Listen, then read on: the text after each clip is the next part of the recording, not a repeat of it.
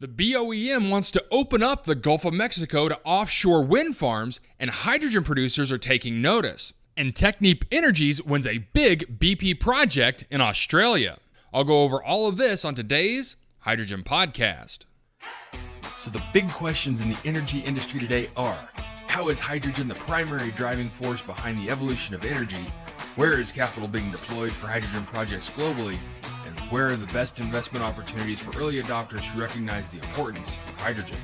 I will address the critical issues and give you the information you need to deploy capital. Those are the questions that will unlock the potential of hydrogen, and this podcast will give you the answers. My name is Paul Rodden, and welcome to the Hydrogen Podcast. In an article in the Washington Examiner, Brianne Deppish writes, "Energy giants eye up green hydrogen possibilities in the Gulf despite wind skepticism." Brianne writes, "The Interior Department will hold its first ever offshore wind auction in the Gulf of Mexico on Tuesday, a move that comes as the Biden administration looks to slash hydrocarbon emissions and combat climate change. The sale will include 102,480 acres offshore Lake Charles, Louisiana, and two areas totaling nearly 200,000 acres offshore Galveston, Texas, this according to the Interior, which announced sales last month. Combined, the areas being auctioned off have potential to generate 3.7 gigawatts of energy, or enough to supply roughly 1.3 million homes. The auction will include major players such as Shell, Equinor, and Total Energies, and it comes after years of engagement between the Interior's Bureau of Ocean Energy Management, or the BOEM, and other government agencies, states, and industry stakeholders in the region. The areas being sold will offer much different opportunities for development than traditional offshore areas leased by the BOEM, which are almost entirely concentrated in the Northeast. That's because the Gulf has lower wind speeds and a 6-month annual hurricane season that could delay or derail development of a traditional offshore wind farm. Instead, potential bidders largely see the offshore acres in the Gulf area as a potential hub for green energy production, one that will allow them to tap into the state-level subsidies for carbon-free energy production and infrastructure in the region as they look to develop one of the most expensive forms of clean energy. Ahead of the first auction, here's a look at the challenges and opportunities for the offshore areas being leased in the Gulf Coast. The first is wind project skepticism. Experts are skeptical about the potential for offshore wind generation in the Gulf of Mexico, noting that it has lower wind speeds than the Northeast, softer soils that will complicate construction, and a hurricane season that lasts for half the year. In a quote from Chris Smith, a Republican congressman from New Jersey, "The vulnerability of massive structures the size of the Chrysler Building to hurricanes, nor'easters, and superstorms has not been adequately investigated and vetted. Imagine 1,000-foot poles falling like dominoes into the sea." Wind turbines are also vulnerable to collapse in destructive hurricanes that frequent the Gulf. According to a 2012 Carnegie Mellon University study, there is a very substantial risk that a Category 3 or higher hurricane can destroy half or more of the turbines at some locations. As a solution, some companies have started to work to adapt wind turbines and project infrastructure to account for the different conditions. The New Orleans-based company Gulf Wind Technology, for example, recently teamed up with Shell to begin developing turbines that can withstand high-speed winds and other weather patterns unique to the region. In the interim, these factors make it, quote, harder to justify an investment decision into the Gulf. This according to Alain Carmel, a partner at PA Consulting who advises offshore wind companies. This he told in a quote to Reuters. What the Gulf lacks in favorable wind farm conditions, it makes up for in infrastructure, skilled workers, and a well-developed supply chain that has been decades in the making. The BOEM and others see it as a natural spot to begin innovating in the green hydrogen space. The Gulf is, quote, uniquely positioned to transition into a renewable energy future, including the development and implementation of the production and use of green hydrogen. This coming in a quote from John Philistrat, a spokesman for the BOEM. Offshore wind turbines can help create green hydrogen through electrolyzing water, or a process known as electrolysis, and power refineries and other energy industry operations located in Texas and Louisiana. And in a quote from Eric Melito, the head of the National Ocean Industries Association, or the NOIA, which represents both offshore wind and oil and gas companies, said, all of a sudden, you could see the greening of what are rather carbon-intensive industrial facilities along the coast. NOIA and their clients are, quote, thrilled about the potential of offshore wind developments in the Gulf of Mexico. This he also added.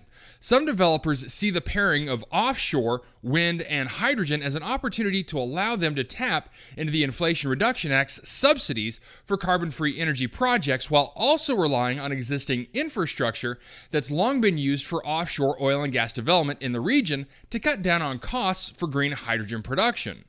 And in a quote from Shell, the Gulf of Mexico is uniquely situated to facilitate and benefit from green hydrogen production via offshore wind, noting that the area's existing infrastructure, including ports and pipelines, made it particularly lucrative to help facilitate the development and distribution of green hydrogen. And in a quote from Amanda Dash, the vice president of Shell Offshore Americas, these opportunities have the potential to rapidly advance integrated decarbonization and renewable energy generation activities that are only possible with the Gulf of Mexico's unique energy landscape, supply chain, and workforce. Others in the region agree. In a quote from John Begala, senior official with the Business Network for Offshore Wind, they understand the business proposition. There's a lot of real possibility here, and the Gulf is ready. Okay, I need to break away from the story for a second to share a quick word from our sponsor. From water electrolyzers to flow batteries and fuel cells, Nafion proton exchange membranes play a major role in advancing the hydrogen economy. Through their high conductivity, superior strength, and chemical durability, Nafion membranes provide the performance needed to make green hydrogen safer, more sustainable, and more affordable. Learn how Nafion ion exchange materials support the decarbonization of energy across the globe at www.nafion.com. Now, back to the show. Okay, so some interesting developments going on in the Gulf of Mexico. Now, if you're not familiar with U.S.-based oil and gas, the Gulf of Mexico, or GOM, is one of the most densely packed regions in the world for hydrocarbon production, refining, and shipping. Every supermajor oil and gas company has facilities along the coast. Along with the coastal infrastructure, the Gulf is also home to some of the most cost-intensive and lucrative drilling areas in the world. This area knows energy. And so, when these companies say that the infrastructure is there to support hydrogen, they know what they're talking about. Not just because they know oil and gas, but because this area has been using hydrogen in their refining processes for decades. Conversely, I understand the concern for hoisting massive offshore wind farms off the coast. These units are massive, much larger than traditional onshore wind farms. And so the risk associated with putting offshore wind in the Gulf is exponentially higher than other areas. Now, as of this recording, the sale has already commenced and did not receive much of a response. There was only one winning bid totaling $5.6 million from Germany's RWE. The bid was received for the offshore Louisiana block, which was just over 102,000 acres, with the Texas blocks not receiving any bids. Now, RWE is one of the world's largest offshore wind developers and sees the Gulf as a great opportunity. Total Energies was also selected to bid, but held off, saying the economics just weren't there for them to bid on the opportunity. And to be honest, I'm not surprised by the lack of enthusiasm. From the hydrogen perspective, this area is already abundant with hydrocarbon feedstock, and with the work Exxon is doing with CCUS, the hydrogen output is clean and inexpensive. Now, I do think this area could someday host large-scale offshore wind farms, but the economics need to improve drastically, and more work needs to be done to drop the risk profile for development. And just real quick, in a press release from Technip Energies, Technip Energies has been awarded a significant contract by BP for a hydrogen production unit at its Kwinana biorefinery in Western Australia in support of the planned project to produce sustainable aviation fuels and biodiesel from biofeedstocks. The contract covers engineering, procurement, and fabrication of a modularized hydrogen production unit with a capacity of 33,000 normal cubic meters per hour using Technip Energies' SMR proprietary technology. Hydrogen is used for the conversion of biofeedstocks into biofuels, such as SAF and biodiesel. The unit will be capable of producing hydrogen from either natural gas or biogas produced by the Kwinana biorefinery. It's planned to integrate with the site's existing import terminal operations and plans for green hydrogen production, which are currently being assessed. The Kwinana Renewable Fuels Project is one of 5 biofuel production projects BP has planned globally. Okay, so just a quick press release on what could be a very impactful hydrogen project in Australia. And what I find interesting about this project is the focus on derivatives production, specifically SAF and biofuels. I believe that the SAF market is going to be a great opportunity in the very near future as the synthetic fuels market continues to develop. And it sounds like BP feels the same way, with several of these projects underway around the world. All right, that's it for me, everyone. If you have a second, I would really appreciate it if you could leave a good review on whatever platform it is that you listen to. Apple Podcasts, Spotify, Google, YouTube, whatever it is. That would be a tremendous help to the show. And as always, if you ever have any feedback, you are welcome to email me directly at info@thehydrogenpodcast.com. So until next time, keep your eyes up and honor one another. Hey, this is Paul. I hope you liked this podcast.